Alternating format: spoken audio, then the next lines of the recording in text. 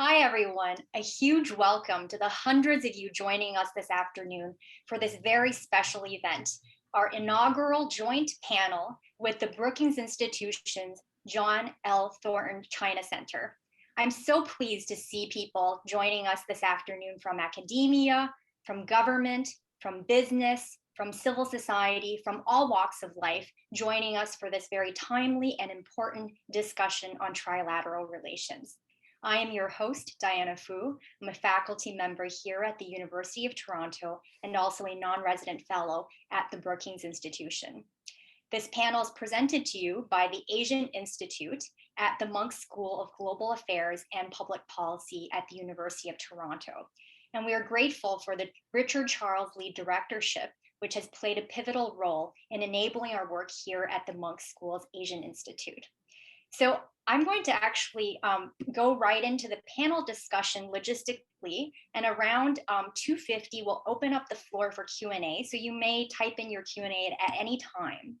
And before we launch into our panel discussion, I just want to very briefly introduce to you our distinguished panelists. You have all read their extensive bios already, so I will be very brief. So let me start first with our two distinguished guest experts joining us from DC. Let me start with Dr. Cheng Li, who is the Director and Senior Fellow at the Brookings Institution's John L. Thornton China Center, and also, lucky for us, a distinguished fellow at the Munk School of Global Affairs and Public Policy. He is the author of many, many volumes of books, but among them are two forthcoming books, one on the middle class in Shanghai, reshaping US-China engagement, and the other one called Xi Jinping's Proteges, rising elite groups in the Chinese leadership. And Cheng just told me that he appeared last night on BBC with Mike Pompeo, so you guys should ask him about that in Q&A. Secondly, we are joined, also very honored to have with us Ryan Hass, who is a senior fellow and the Michael Armacost Chair in Foreign Policy Studies at the Brookings Institution. He is also the author of a very new book and very exciting book that I urge you to go to Amazon and just buy it now, which is called Stronger: Adapting America's China Strategy in an Era of Competitive Interdependence. He is not only a scholar, but also has previously served in the White House National Security Council as China Director between 2013 and 2017. Now let's turn back to some familiar faces here in Canada and at the University of Toronto. I feel like our next guest, Janice Stein, really needs no introduction, but she is the university professor and founding director of the Munk School of Global Affairs and Public Policy. She's the author of the forthcoming article, Deterrence as Performance, which is forthcoming in one of the top journals in political science, Security Studies. And in case that's not enough engagement for you, she is also the author of a book that is coming out in 2022, How Not to Be a Superpower. Very interesting title. And she is also the contributing writer to The Hub, as well as a familiar face on TVO, CBC, BBC, you name it. Janice has been there. And lastly, but certainly not least, we have another distinguished guest here from home joining us, Peter Loewen, who is a professor in the Department of Political Science and the Munk School of Global Affairs, where he is also the Associate Director for Global Engagement. And Peter also directs PEARL, which stands for the Policy, Elections, and Representation Lab. So thank you all so much for joining us. And I just want to go right into it because I'm sure our audience members are hankering to get right into the discussion. So my first question is a broad one, right? So here we are in March 2021. Where are we with this trilateral relationship that we have, named this panel after? Is this we just saw that an Anchorage meeting this week did not go as planned, at least not from the perspective of DC. Now, given, Beijing's tough stance, it's hard to also be optimistic about what's going to happen with the two Michaels, who are also being tried as we speak in Chinese court. So give us the bigger picture here on on trilateral relations between Canada, US, and China. Is this relationship a 2-on-1, meaning US and Canada on China and a kind of a zero-sum game? Or is there room for a three-way competitive cooperation on issues that everybody cares about, such as climate and global health, et cetera, et cetera? So I've asked the panelists to give us their take in around 3 minutes. And let's start in the order of the introductions with Cheng Li. Over to you, Cheng Li. Well, thank you, Diana, for moderating this panel. And also thanks to the Munk School of Global Affairs and for hosting this event.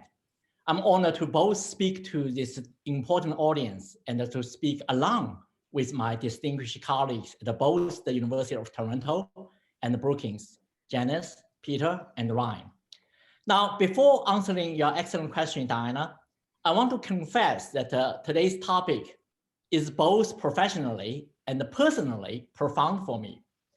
I'm Chinese by birth, American by choice, and my spouse is Canadian. Wow. Therefore, I'm half Canadian by marriage.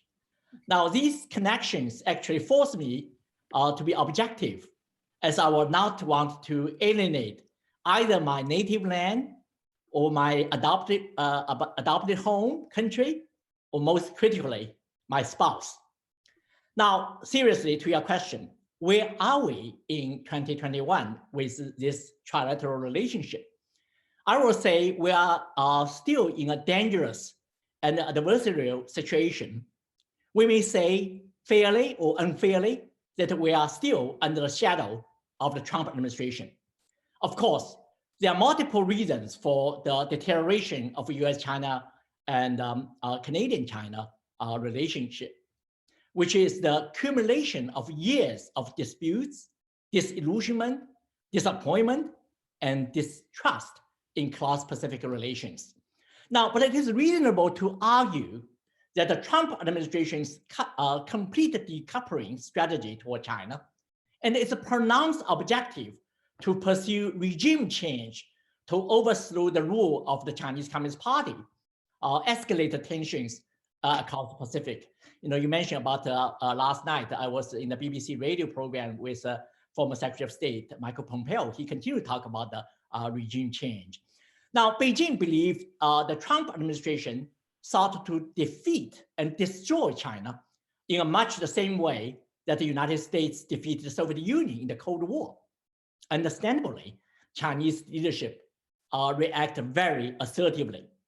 Now, all these actions and reactions, or mutually reinforced fears, have increasingly driven the world into two trade and investment system, two IT and internet system, potentially two financial and currency system, and the two military and ideological blocs, like the Cold War. Now, any reasonable decision makers and thoughtful scholars should ask, is that the world that we want? Now, the Prime Minister of Singapore, Lee Hsien Loong, wrote in Foreign Affairs magazine last year that I quote here, any confrontation between these two great powers, the United States and China, is unlikely to end as the Cold War did, in one country's peaceful collapse. Dr. Henry Kissinger recently pointed out the United States and China today are almost equally powerful. This has never happened before in the contemporary world, according to Dr. Kissinger. Either country could not win a total war or destroy the other. Therefore, the two countries and international communities need to find an entirely new way to coexist. Now, in my view, the Biden administration's approach is significantly different from Trump's. The key word for Biden is competition instead of confrontation. China is not seen as an enemy, but as a strategic competitor. The emphasis on competition does not exclude possible cooperation with Beijing, where national interests overlap.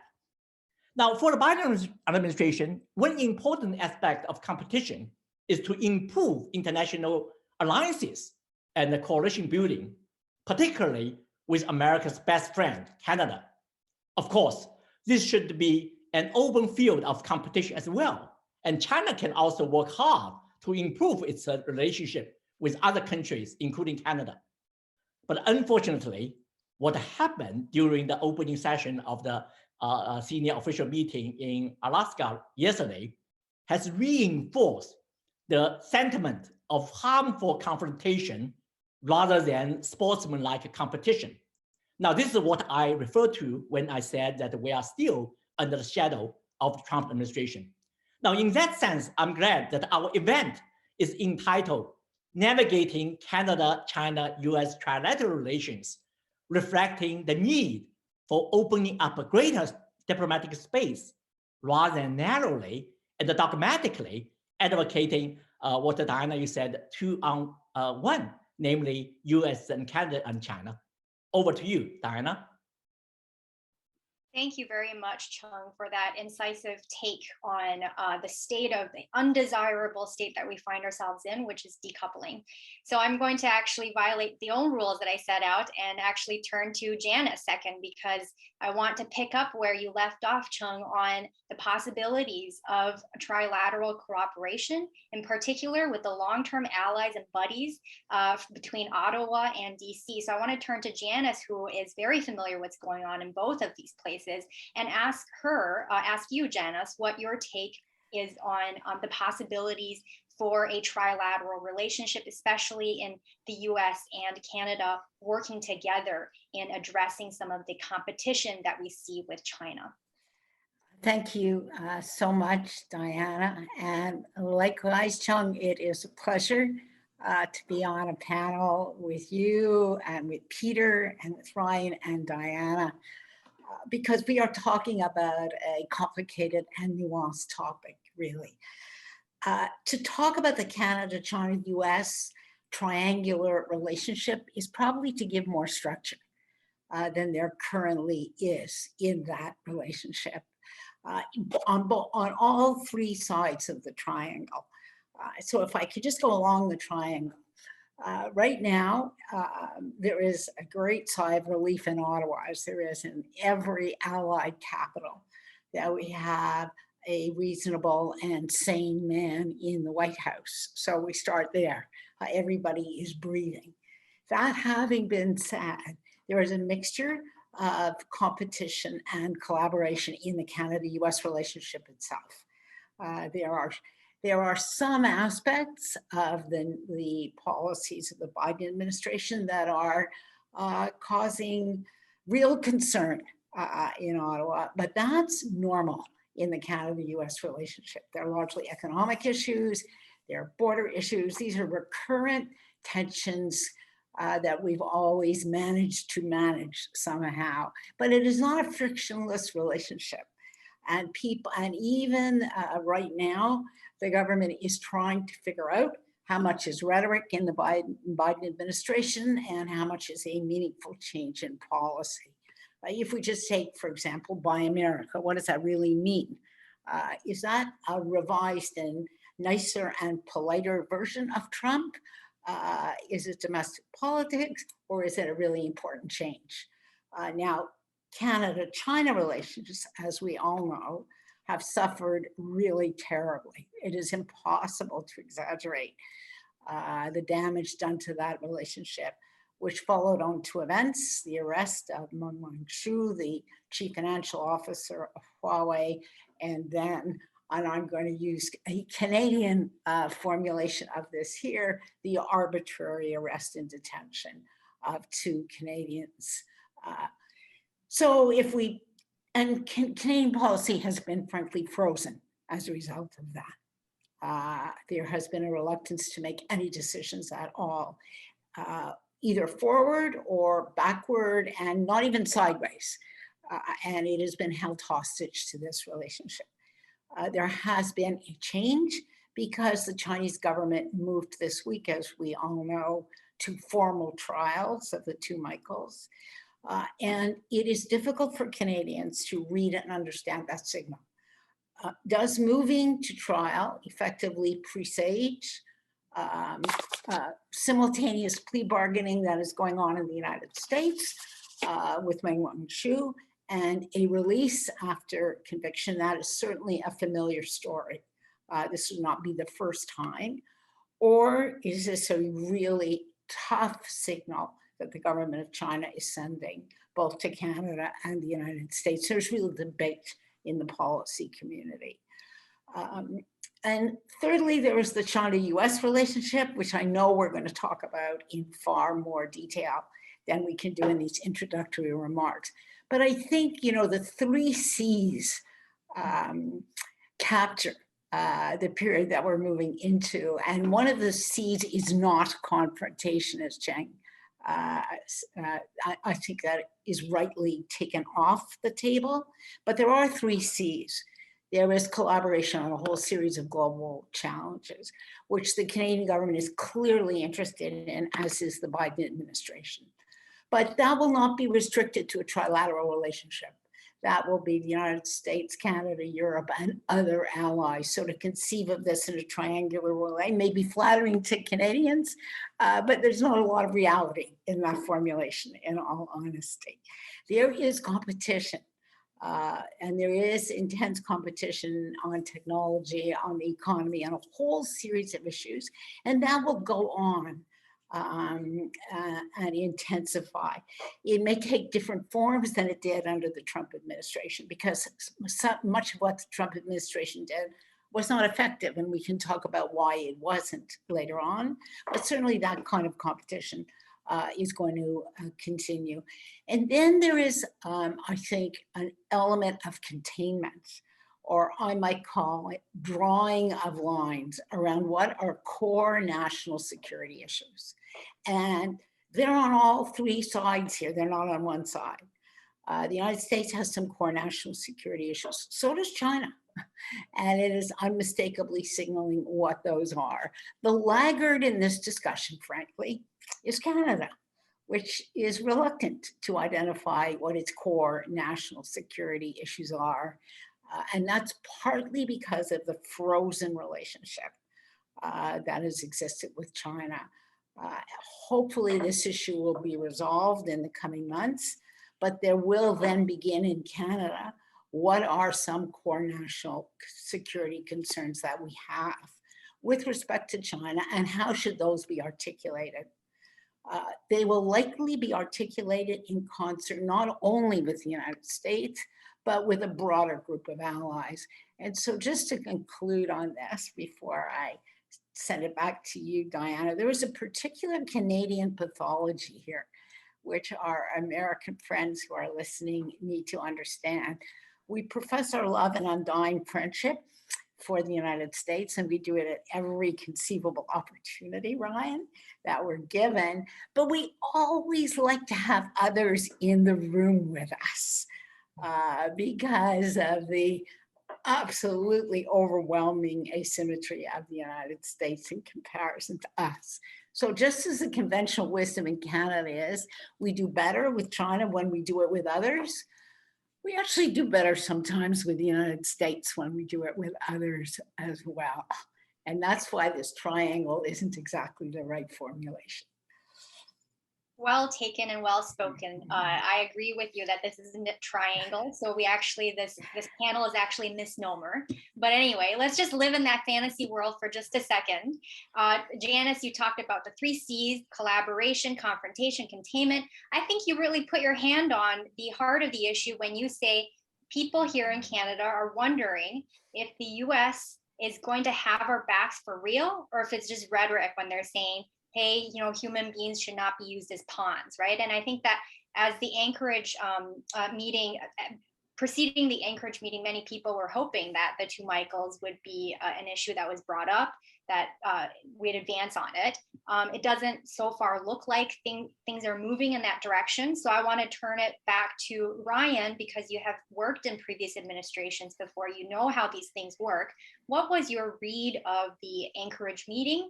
And also, what do you think the actual levers are that Biden's team can pull in thawing the relationship, or in other words, to balance the approach of competition with cooperation?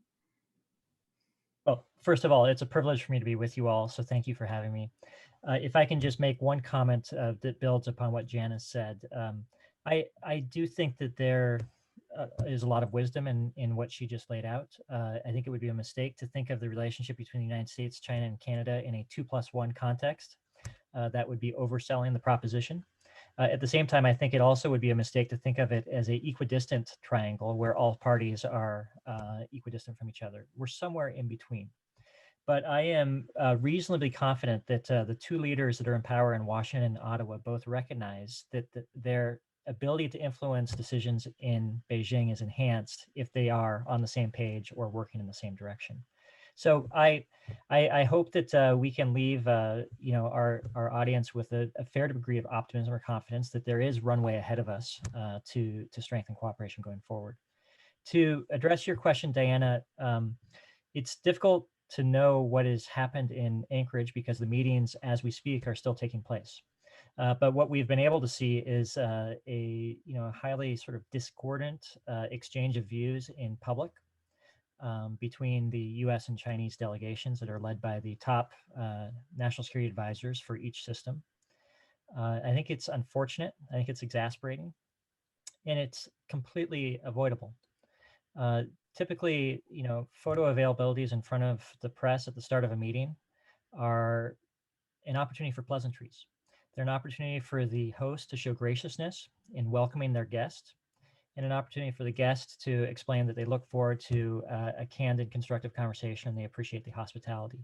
The fact that we fumbled such a elementary diplomatic activity, which is sort of the equivalent of putting cream in your coffee in the morning. It's something that you do without really requiring a lot of thought.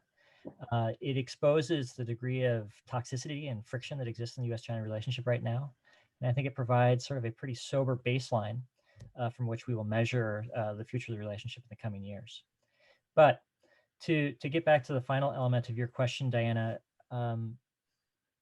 both President Xi and President Biden have indicated that they believe it is possible to cooperate with competitors.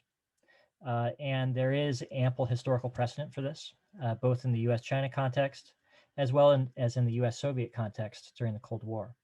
So I do think that there are areas that we will talk about today where the United States and China, and I would argue Canada, have commonality of interest, and it would serve all parties' interest to see joint efforts, particularly in the public health space, building a global health surveillance network around the world so that we can rapidly detect viruses when they emerge, where they emerge, would be in all parties' interest. Accelerating the distribution of vaccines so that COVID is stamped out in all corners of the world would be in the interest of populations in all three countries. And Chung Lee has written about this recently. There is a lot of connectivity between our scientific communities on both sides of the Pacific. And right now, our governments are sort of the impediment to this progress. So this will be a space to watch. I think that it will be in all sides' interest to see progress, but progress will probably only be possible under the umbrella of multinational or multilateral groupings, because the relationships between the United States and China, frankly, are so fraught right now. It's going to be difficult to make a lot of progress in bilateral channels, but perhaps under the umbrella of COVAX or the World Health Organization or other institutions, we'll be able to see some space for forward movement. Thank you, Ryan. Let's turn to Peter. Peter, sorry it's taken a while to get us to you, but Peter, you are a homegrown Canadian, but you're also a renowned professor of American politics. And so my question to you, given your positionality, is similar to what I posed to Ryan and to the others, but what do you see in your perspective? And I know you talk to a lot of Canadian policymakers, and some of them are with us today. What would your message be to people in Ottawa, knowing the way that DC works as well, in terms of how exactly we can move forward to unthaw this relationship, given that there are very real concerns that are shared with the United States over China's behaviors in the human rights field, in the human rights area, over Hong Kong, over Xinjiang, over many of these things that are just such politically sensitive and hot button issues that basically freeze the relationship. And it's very hard to get anything going when these things are on the table. And yet that is also, these concerns are also shared across Ottawa and DC. So I realize I gave you a hard one, but that's on purpose. Well, there's a couple, thanks very much for the question. There's a couple parts to it. So let me answer it in two parts. one about sort of why we're where we are now, and then a question about why it's hard to navigate going forward. I'll say just before I do that, that I really do appreciate the invitation. Janice and I see each other all the time, though it's always nice, but it's great to have Ryan and Chung with us virtually here in Toronto, and to have this partnership with the Brookings Institution. So let's begin by talking about the Canada-US relationship. And I won't polish this apple at all. I think we have to recognize in the Canadian case that we are in a weaker position than we've been in a long time vis-a-vis the United States. And I'll give you 3 instantiations of that. And it reflects problems of our own making in large part. I'll just ask people to reflect on what they would think if another country, which was a close ally of the United States, was hoping against hope that the one thing that could be brought up at a meeting between China and the United States was that 2 citizens who were arbitrarily detained would get a fair hearing. It's a very important issue. We have a lot of other issues on the table, and it's an issue in which we should be able to speak to China directly. I know our ambassador is working very hard to do that, but that gives you a sense of how far away we are from a position of leverage right now at this point in time. I think if you consider 2 things vis-a-vis the US, it's very illustrative of our relationship with them right now. Our border is still closed with the United States. Now that's not to cast blame on us. It's not to cast blame on them, but it's remarkable to me as a person who spent a lot of my professional life crossing that border regularly and living on both sides of it, that we're now a year into this pandemic. And we have not come up with the domestic capacity to wrestle COVID to the ground sufficient that we can let people easily travel between these 2 countries. It's not the same in terms of movement restrictions in the European Union, for example, and we ought to view that as analogous to the relationship we should have in terms of the movement of people with the United States. That we've never been that integrated is a mark against us in that relationship. I think that's a remarkable state of affairs. To go back 3 years before that, I reserved the position. I don't know that Janice shares this one, but I reserved the position that we engaged in a multi-year negotiation over free trade, over the USMCA, in which we were putting millions of dollars on the table to win a $10 pot. Now we didn't put ourselves into that situation, but we were in one, and it speaks, I think, to how not troublesome, but to how degraded the relationship has been, that we weren't able to envision a much more productive, mutually beneficial, non-mercantilist sort of arrangement that might deal with future issues rather than being laser focused on something like a car industry during USMCA. And I just think it speaks to the kind of North American political creativity and our inability to offer leadership in that. And then the third instantiation I'd offer is, you asked early on, is there a place for cooperation? And you gave the examples of climate change and of global health. What does Canada have to offer on those right now? Entirely middling performance on COVID. We should have a global monitoring system, as Ryan notes, for pandemics. We shut down our own a few years ago. I mean, it's and this is not about a liberal government or a conservative government. These have been decisions and practices and norms and intentions long in the making. But on climate change, we don't have much to offer the world right now. In fact, the one issue in which we wanted to have a fair dealing with the U.S. was the creation of a pipeline, or the continuation of a pipeline. So I think we have to be very honest with ourselves in the Canadian case that we actually don't have a lot of material leverage or strategic leverage in this case, and we certainly don't have a lot of moral leverage like we may have had in the past. And I think that's troublesome. The final thing I'll say in regards to your question about human rights is that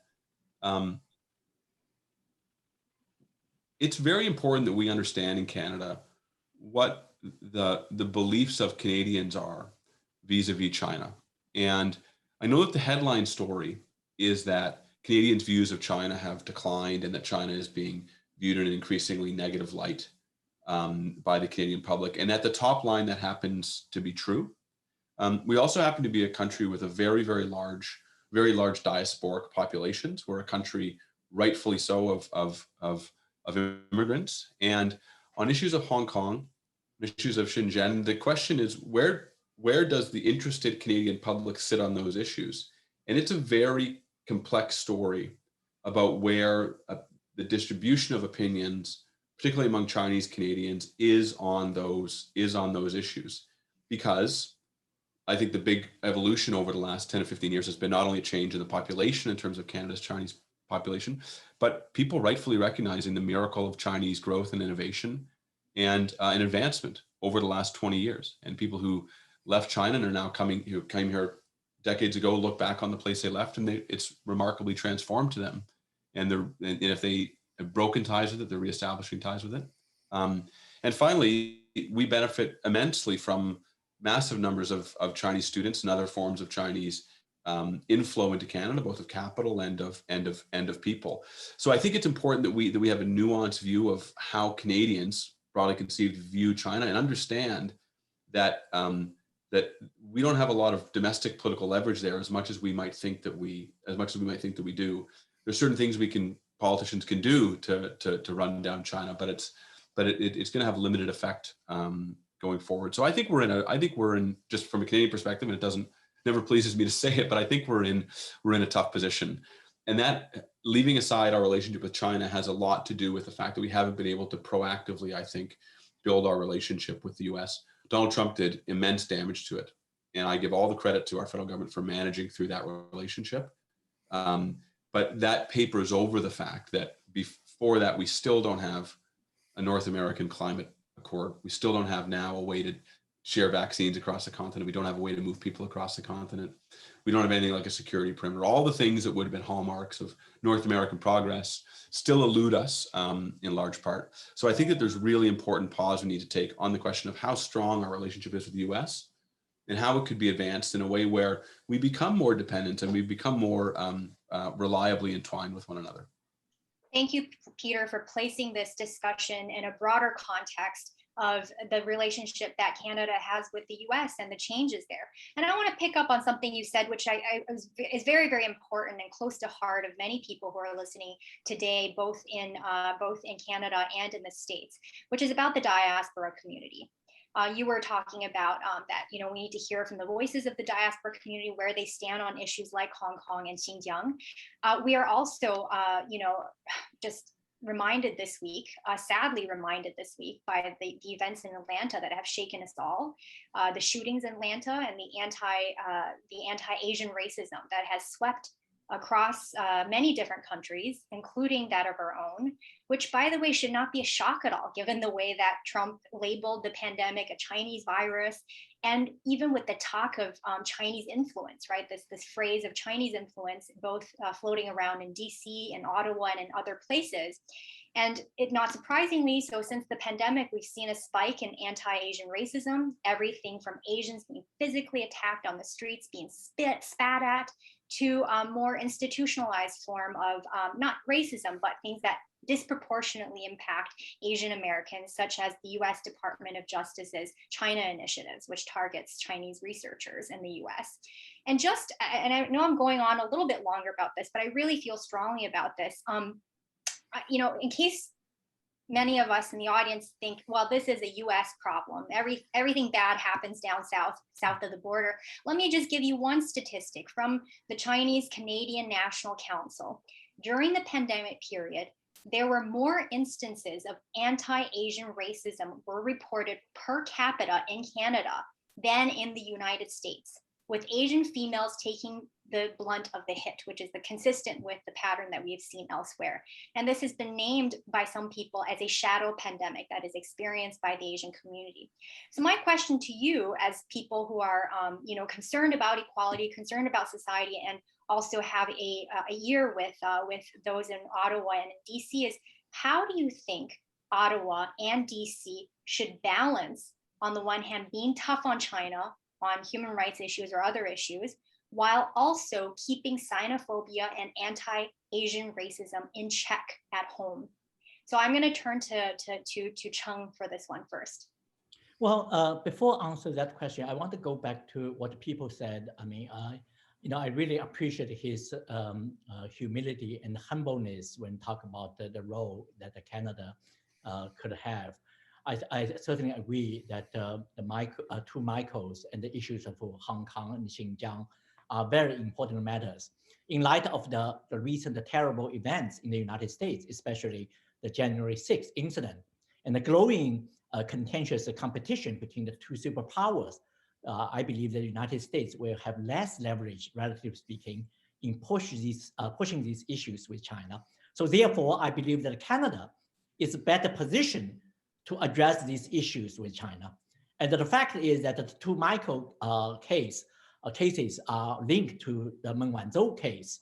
We simply cannot separate these two. And this is, should be a part of the common ground for cooperation. Now, coming to the question about racism and the anti-Asia, some activities. Now, this reminds me that what happened in the two years ago in Washington. There's a hawkish political, or a kind of view that the talk about, embrace the concept of clash of civilizations between the West and the non-Western societies to characterize the growing tensions in US-China relations. Now, there were strong connections between this conceptual framework. Of course, not too many people, agree with that view, but it was influential. And on the one hand, but also that there's 2 years of the policy, kind of decisions by the Trump administration. Now, these policy initiatives included sensationalizing China as a whole of society's threat to the United States, targeting Chinese and Chinese American scientists, claiming that Beijing is weaponizing a large number of Chinese students enrolled in the US universities, and also banning or restricting members of the Chinese Communist Party and their families, about 300 million people, from visiting the US. Now, these policies have been greatly criticized in the United States, in Canada, in many parts of the world. And it will certainly, because this will inevitably result in the ethnic profiling of both Chinese citizens and Chinese Americans, and also Chinese Canadians in the case of if it's also influenced Canada. Now, in his first weeks of office, I'm so glad President Biden has issued an executive order. This is one of the first executive order he made against the racial profiling of Asian Americans. The administration will no longer employ the phrases like a China virus or Gong flu to describe COVID-19. But the deterioration of the US-China relationship over the past few years shows the catastrophic consequences that the wrong-headed ideas about the cultures and civilizations can have. And we know that culture implies distinctive features of embodied in heritage and historical circumstances, and the cultures are necessarily diverse and inconsistent. Now, as multi-cultural and multi-ethnic societies, Canada, United States, and China should value cultural inclusiveness at home and the cultural, educational, and people-to-people exchanges abroad. I certainly agree with what Peter said, the emphasis on the diaspora and also educational exchanges, that 25% of foreign students in Canada are Chinese and from mainland China. 34% of American foreign students are from China. This was certainly not, we do not have data for this year, but this is before the coronavirus, 2018. Now, in my humble view, in today's world, the way a government treats its vulnerable and disadvantaged groups, could be ethnic group, is a key measure of the effectiveness of its domestic governance. And this can be applied to any country, and this should be an area of healthy competition. Now, this also conveys a powerful sense of common humanity, which can triumph over seemingly stark culture and the national differences. Now, let me just quote, US President FDR, who said, "Civilization is not national, it is international." Over to you, Diana. Thank you, Chung, for that impassioned argument, passionate argument. I want to turn it over to Janice along the same questions, but I want to press a little bit further on how exactly we can get beyond, even beyond executive orders or beyond like elite statements by elite politicians saying racism is bad. Yes, it is bad. But how do we go beyond that? Because there are some actual real worries, right, in the security Sure. communities in both sides, that there are Chinese civil society organizations, such as even campus organizations, or other kinds of Confucius Institutes, other kinds of civil society organizations that are actually acting at the behest and at the interest of the Chinese Communist Party. And so because of that security threat, how do we balance these two interests that need to be addressed at the same time? You know, that's a really great question, Diana, because of course you're right. It is not unique to Canada that embassies that operate in Canada, and not only by any stretch of the imagination from China, deploy large staffs to do things that are outside the normal diplomatic circuit. And one of the things they do is monitor the activities of those whom they define as their citizens. So let's be really clear that in many cases, these kinds of activities are the people who are being monitored are Chinese Canadians or Iranian Canadians, but the embassies take a much bigger view of what falls within their appropriate remit. So let me talk about two or three things. One, and the first one is going to seem counterintuitive to you. I think it's important to acknowledge that Asians are the victim of racism in Canada and the United States. There is a tendency, I think, at times, because generally speaking, the Asian communities are more successful than many other immigrant communities, and don't suffer the same level, for example, of poverty that some other communities do, that we tend to downplay or dismiss the fact that there is racism that is targeted at Asians. And we don't have to look much farther than the violence that happened this week in the United States, which largely in Atlanta, which largely targeted Asian women. It is disingenuous to the extreme to argue that Asians do not experience racism. And I think it's an important acknowledgement for our societies to make, because you can't do anything about a problem that you pretend does not exist, Diana. So I think that's first and foremost. Secondly, I think it's very important, and this harks back to what I said earlier, that our governments articulate with a firm voice what are appropriate national security concerns. Well, any government, its foremost its foremost obligation is to protect the security of its own citizens. I think our governments need to speak much more clearly than they have about the inappropriateness of monitoring citizens, their citizens, Canadian citizens, in this country, and make it very clear. And not, as I said, the Chinese embassy is far from the only embassy that is engaging in these activities, but make it very clear that these kinds of activities are not acceptable in this country for the reasons, Chung, that you mentioned. We are a multicultural and diverse society, and the privileges that we extend to one Canadian are extended to all Canadians. And that if in fact there is evidence that embassy staff from any country are engaging in these kinds of activities, they will be asked to leave the country. So that's an example of where I think we need to be much more clear-sighted and much firmer and much more consistent in the voice that we use around these kinds of activities. It is not acceptable that some of our citizens, and certainly this happens in universities and it happens in other sectors of societies, feel intimidated, monitored, and unable to express their views because they worry about retaliation against their families in their home countries. So it is a failure on both sides. It's a failure to acknowledge this is a problem and to extend the normal concerns and protections to the Asian community in Canada that we extend to other communities, but it's also a government failure to openly acknowledge that this is an issue. I think we can do something about both, frankly. Thank you, Janice. And I hope that those of us, those of you in the audience from Global Affairs and other parts of the government are listening and taking notes. I want to turn it over really quickly to Ryan, who has worked in the National Security Council before turning to Peter again for another question, our last question on economics.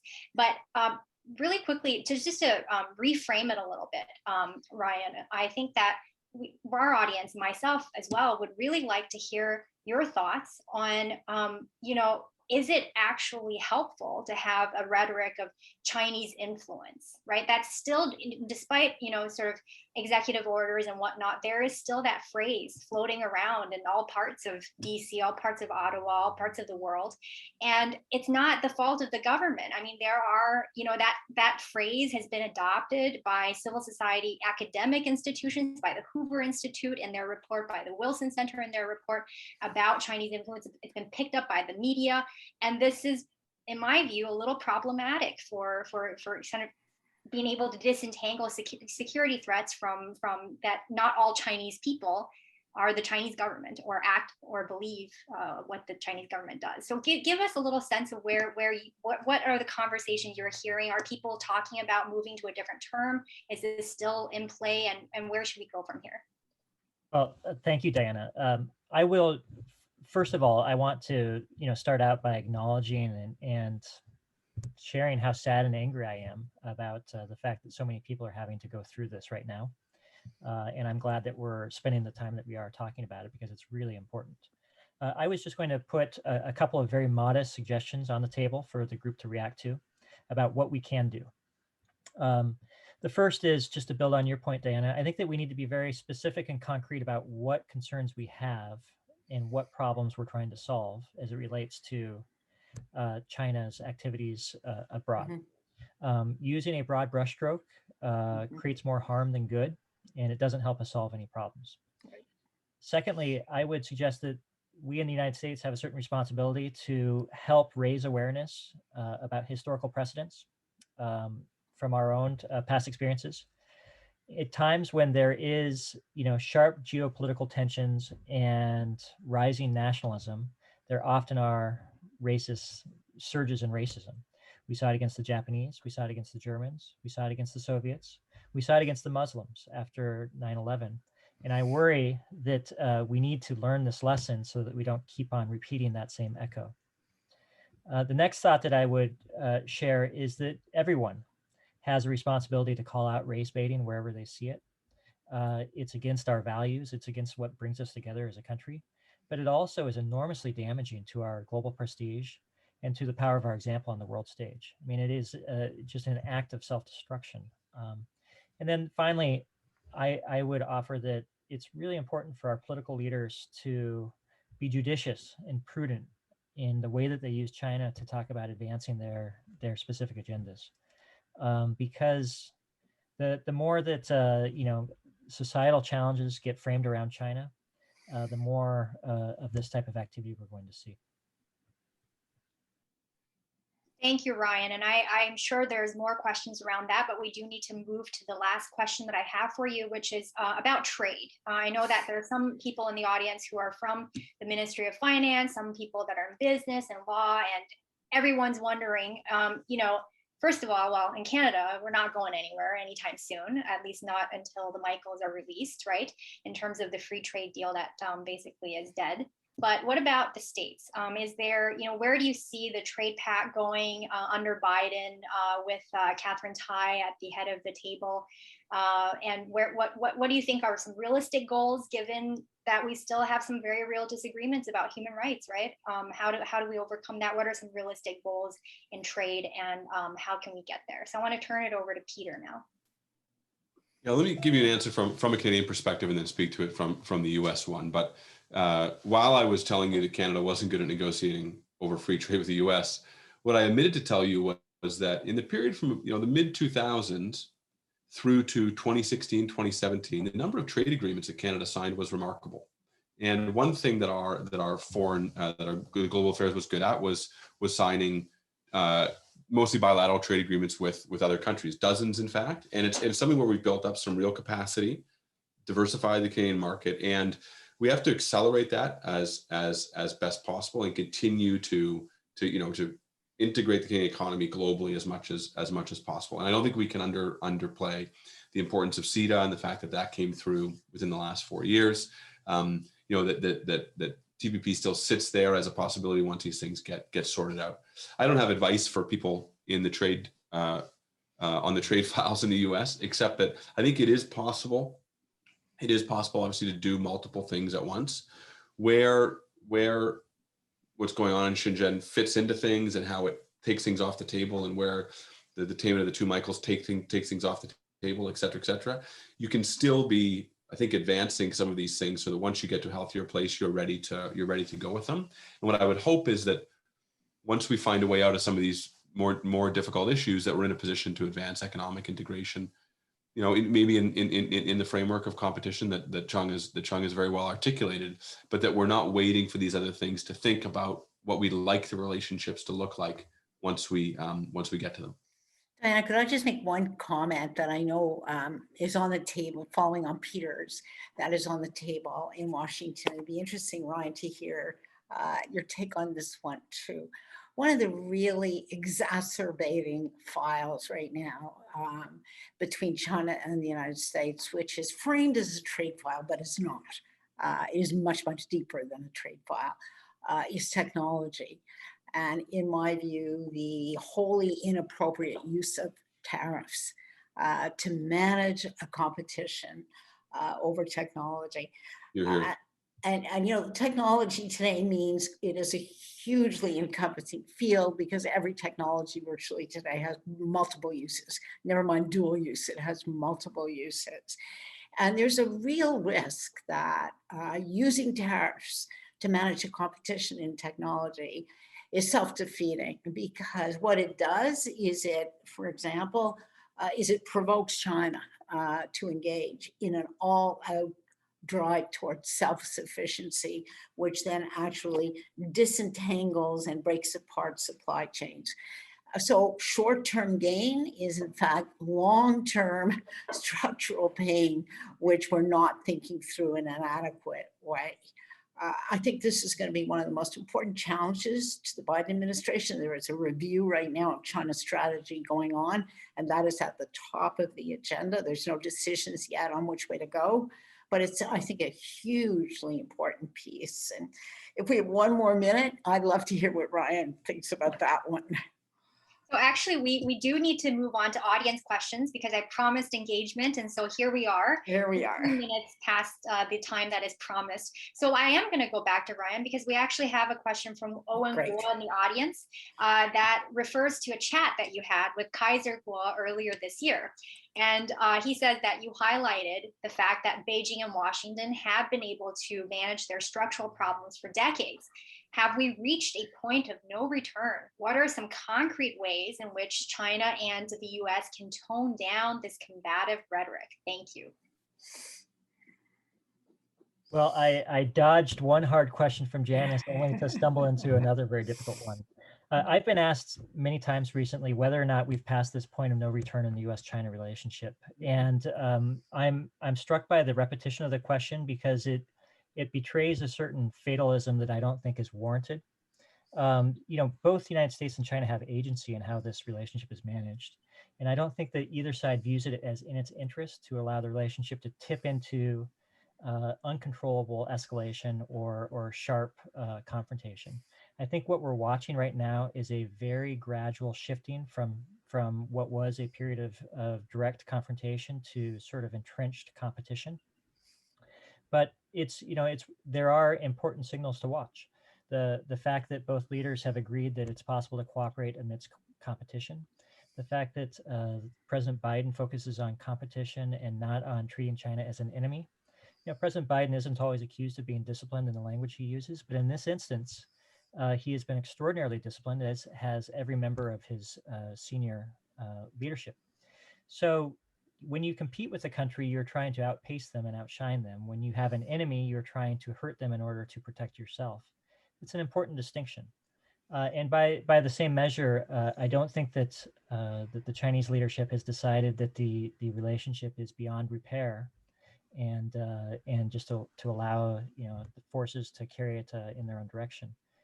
But the problem that we have in the near term is that both sides are convinced that the other is to blame for the downturn in relations, and that the other side has responsibility for repairing the relationship. And we're going to be stuck, I think, in this space for a while. And so we need to be modest about our expectations for progress in the relationship. But that doesn't mean that we need to succumb to fatalism about the irreconcilability of our respective interests. Great. Thank you for that note of optimism that is very much needed in this time, Ryan. There's a number of questions from the audience that is about it's bigger than anti-Asian racism, as you've all pointed out. But we have a question in particular from an audience member named Anthony Acker. And he says, as a Black American, this is somewhat close to home question, but last summer we saw criticism against human rights abuses in China. And I think you mean, Anthony, deflected with the reference to BLM in the sense that the Chinese side, Beijing, when defending itself against its actions in Hong Kong and in Xinjiang, says, well, look at you guys, what's happening in the capital. Let's look at the BLM movement. You guys are killing your own citizens. You're letting your police kill your own citizens. Who are you to point fingers at what's happening in China? And we saw that rhetoric emerge again on January 6th, right after the Capitol riots, right? It's like the US can't get its own house in order. What right do you have to point fingers at China? When things happen on your soil, you call it, a riot. When things happen on our soil, you call it a human rights abuse. What is this? This is, I'm just parroting Beijing here. This is not my opinion, but how do you, in this kind of climate of sort of biting rhetoric and blaming each other, how do we address the human rights issue? And I'll turn it back to either Chung or Peter, since you talked about this earlier, Peter. Well, it's not only, let me speak first, and Peter can have the, his input. This is not only just last year and also early this year, but actually it happened yesterday that Mr. Yang Jiechi also used that case to refer to that you should mind your own business. You are not in the position to have a moral superiority. Of course, he may not say that way, but that certainly is Chinese interpretation. That certainly provide some challenge. Now, there's also widely spread the view among in China, and saying that the United States is really in a mess.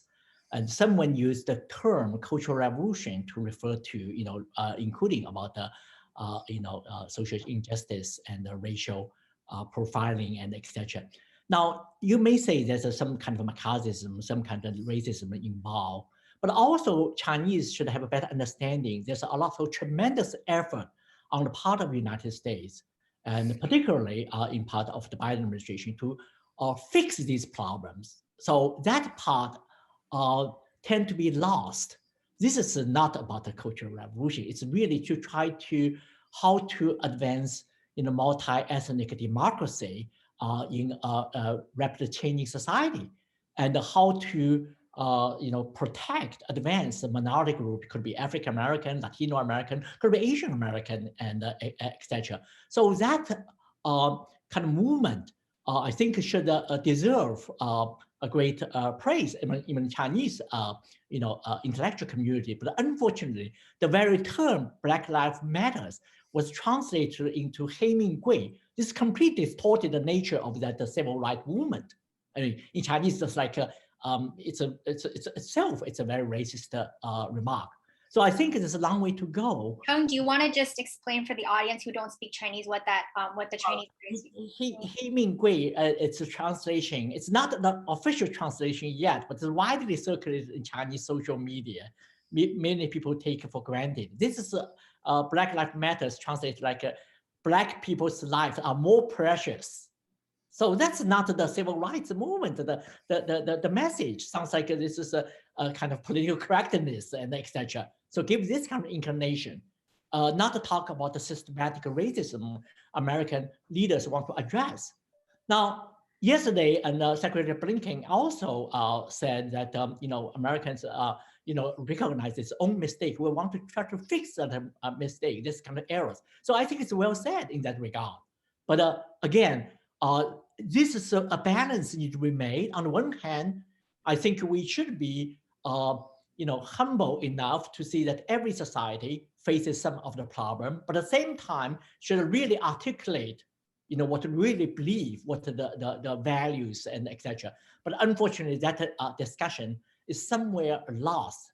Of course, there's some people in China, because of education exchange, because of cultural exchanges, people realize that. And also, 40 years of educational exchange, culture exchanges really have a strong impact for civil rights. You're the expert on the civil rights, civil society. You do see, despite all these problems, that many people who work in the civil society, they are very, very, dynamic. So this is the complexity of the society, and China sooner or later will face these kind of challenges if it's not now. So I think this is the way to answer your excellent question. I think the communication dialogue on the equal footing, I think it will be more effective than just a point of finger, than just to have the we, they, kind of dichotomy. This will not be so effective. I'm in absolute agreement with you, Chung. And just to add a quick two finger on that, I think that the Biden administration has a real opportunity here to reinstate some of the people-to-people exchanges programs. And here I'm thinking specifically of the Fulbright program and the Peace Corps that were cut off under the Trump administration, because some of those dialogues on solving social issues such as racism, such as human rights, or any kind of other rights issues really can be taken on through track two diplomacy, right? What we call diplomacy between non-state actors. And that can be happening simultaneously to diplomatic, more formal channels of communication that tend to move a little bit slower because of other reasons. So I want to give some airspace to Peter on this issue. Peter, weigh in here on your thoughts. Just say two quick things. One about this, and then one back to the point about anti-Asian racism more specifically. I think sometimes false equivalencies are false equivalencies, and we have to recognize them as that. But we also have to recognize that, we live with the past that we've come from. And in the Canadian case, we're a state that was created by colonial global power that decided that it wanted to set up outposts around the world, and it did it at great human cost to other people. And we have to live with that history. Now, we've begun a period of truth and reconciliation to wrestle with that. Our wrestling could be much more complete and much more serious and much more deeply engaged, and we'll hopefully do that with time. But we shouldn't be, just because we've built a very successful multicultural society doesn't mean that we don't have things that we need to wrestle with now. The United States lives with its own past, which it could wrestle with much more fully. And that's the standard of being a democracy and a country that claims to esteem human rights, is that you have to look in the mirror sometimes and really understand where you yourself are falling short. Even admitting that is deflating of the argument in some sense, if you take serious action to deal with it. It's not just theater. It's not just performance in our countries, and that matters. The other thing I wanted to say, just to link it back to the question of how we deal with the fact that we have essentially people from around the world living in our country who've come from the world, or come from families that have come from around the world. And so, I don't have much to say about the events in Orlando. They've been very, as a person married in a Chinese family with Chinese kids, it's not nice to think about it or to deal with, but we have to deal with the reality of anti-Asian racism in North America. More generally, in Canada, the history of Canadian politics has been diasporic politics. Right? It's been about our relationship with Britain and what Britain was doing around the world, issues with the Irish, and then whatever groups come in, we've imported diasporic politics. And we have not done this very well. It's affected our policy towards India, towards Pakistan, now towards China. We need to get on a level footing where we decide that what is happening in other countries doesn't matter for our domestic politics, but how we comment on other countries is influenced by some objective standards that we apply. That's the place we need to get to, where whether Canada speaks or doesn't speak on an issue of human rights globally doesn't depend on how many people you have from that community living or not living in your constituency, if you're a member of parliament, but depends on the merits of the case. If we can get those two things right, being serious about our past and really living up to the ideals which we espouse, and being a really honest broker in the world, not being one who pursues some issues of human rights because of electoral gain and avoids others because of electoral sanction, then we'll be in a much stronger footing to have a greater moral position in the world, which is what we ought to, as a country that's not that big and not that powerful, that we ought to aspire to.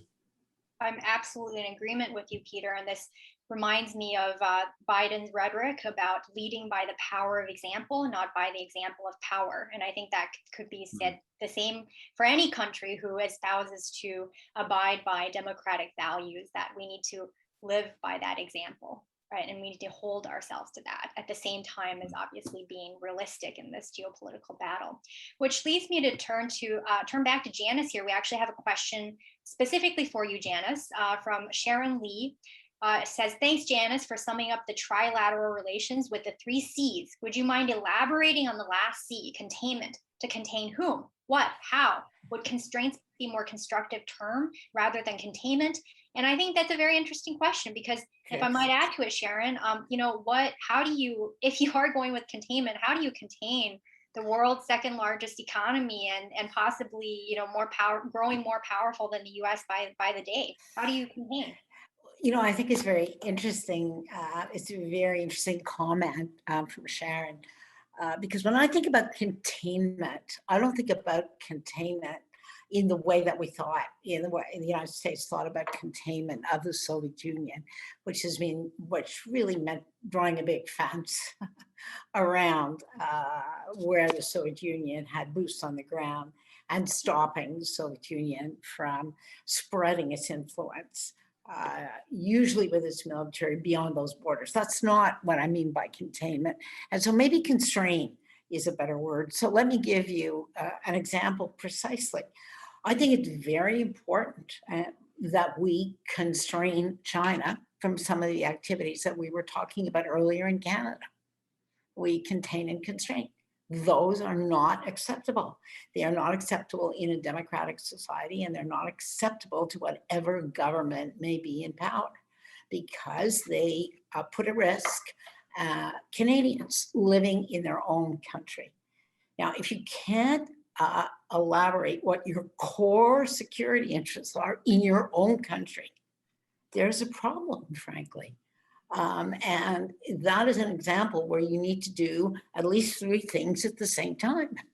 You need to be able to elaborate your own security interests at home and be forceful about it.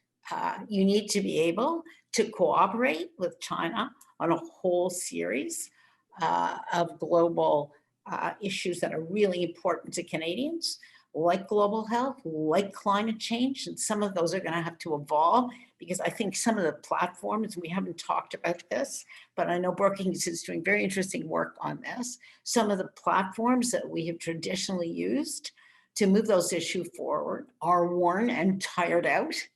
And it's unclear. And, it's very interesting. Jake Sullivan, who wrote quite extensively on some of this before he moved on to the job that he currently holds as National Security Advisor, was quite blunt. He said, some of our institutions international institutions are not worth rebuilding. We need to build again to create some institutions that are purpose fit for the 21st century. And again, we have to be clear-eyed here about what we need to accomplish globally and collectively to address climate change, to address trade issues, to address health issues. And we are going to compete as well, whole variety of arenas. And we need to be able to do all 3 at the same time. Now, to come back to Peter's earlier comment, that's hard sometimes for a domestic audience to understand. Never mind the diasporic audience, it's hard for domestic public opinion to understand how in one breath we can say off the table this kind of activity in Canada, not acceptable, but we want to work with you really hard to address our climate change goals. So this is part of the ongoing education of democratic publics in an age of social media, where the nuance is often blown off in 180 characters, and it's quite hard. Thanks, Janice. I don't envy the jobs that people in global affairs department have to do at this moment. So let me turn to a question on something different, on the economy. from Wei Ranjiang, who I believe, Janice, you know, and he's an advisor of the Asia program at the Institute for Peace and Diplomacy in Alberta, Canada, and very much involved in China-related policy. And I think Chung, you may know Wenran as well. Thank you, Wenran, for joining us. So Wenran's question is, you know, political and security and human rights issues aside, do Canada and the US have the same national interests when it comes to the Chinese market? President Biden rejected the Keystone Pipeline, a decision that hurt Canada's largest economic sector very hard. Canada wants to diversify its energy exports to Asia, and Canada competes with the US on agricultural exports to China. So shouldn't we acknowledge these differences? And if so, how do we move forward on the economic front? I don't know who wants to take this. I'm going to open the floor to whoever wants to jump in on this one.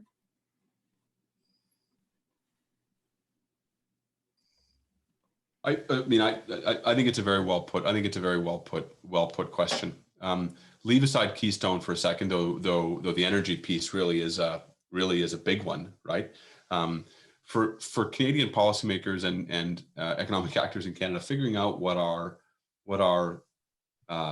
economy is going to look like in the 21st century is I don't think there's a more important question. It's certainly at the top of the list. You know, it's not helped at all by Buy American policies, but it's certainly not helped by the fact that, you know, we can't get our tech sector going at the rate that we want it to get going.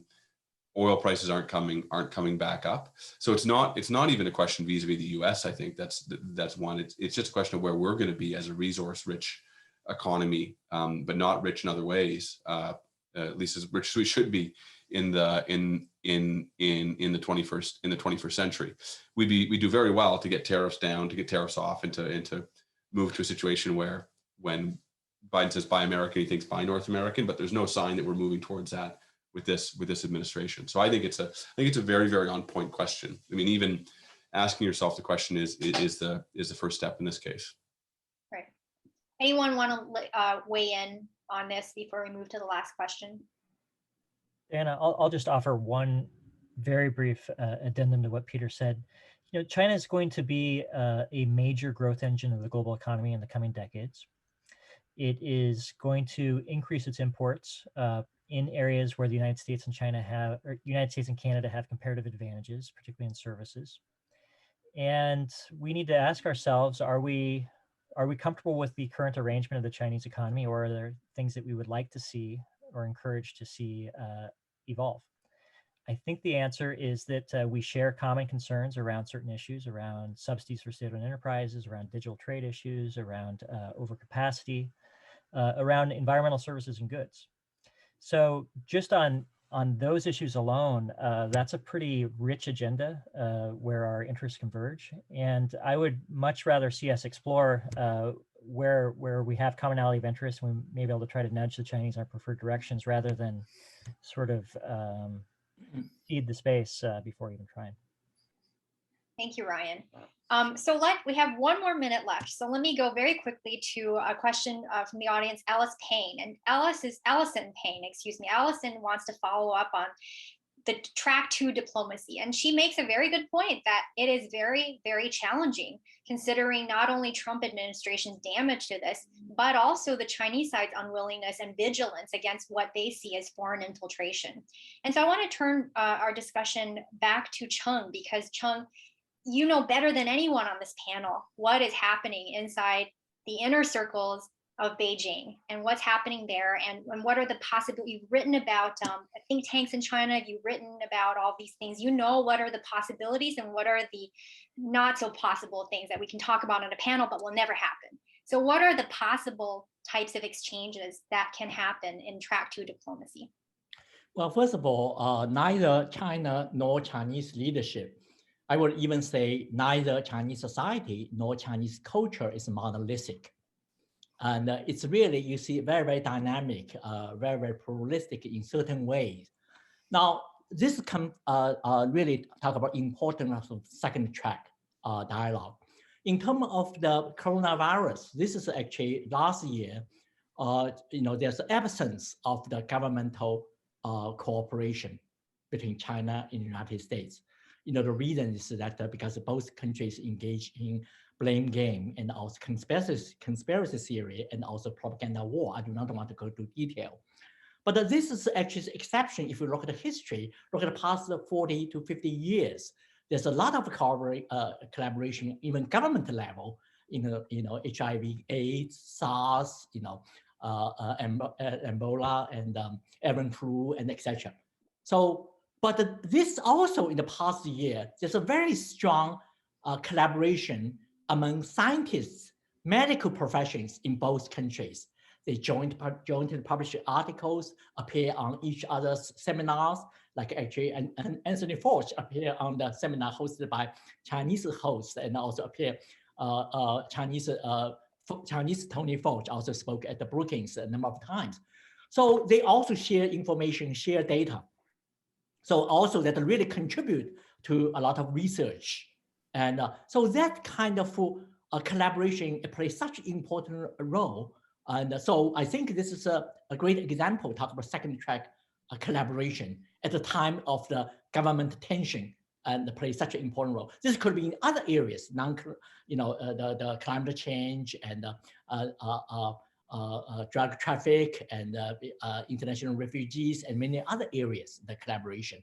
So I think that certainly the coronavirus is a very, very important one. I hope that nothing is more important than saving lives. And also COVID-19 will not be the last pandemic, and certainly will not be the last global crisis. So I think that both governments and also international communities, other countries should join hands at this point, to build confidence, build collaboration. Largely see there's also the group of civil society, second track, the societal forces want the collaboration. I think this is at this moment, I fully agree with my colleague Ryan's characterization about the situation. That some things could return. If can return, certainly not to return to the previous kind of relationship, because China can change, US can change, but it can avoid confrontation, avoid a war. This is a really high calling. I think these things we cannot just leave politicians. So that's why we need to have second track. We need to have civil society dialogue and educational people-to-people exchanges. So over back to you. Well, speaking of civil society dialogue, I hope that you have all enjoyed this particular track to diplomacy dialogue between DC and Ottawa. And I just want to thank you all for joining us on a Friday afternoon. We hope that you enjoyed the conversation as much as we have. And I want to extend a special thank you to our partners at Brookings, to Chung Lee and to Ryan for joining us. And we hope, and I think I speak for Janice and Peter, who directs our global engagement here at Munk School, that we hope that this is just the first of a series of events to come. So stay tuned for more in this series, as well as the East Asian Seminar Series at the Asian Institute. Thank you very much. Bye-bye. Thank you, everyone.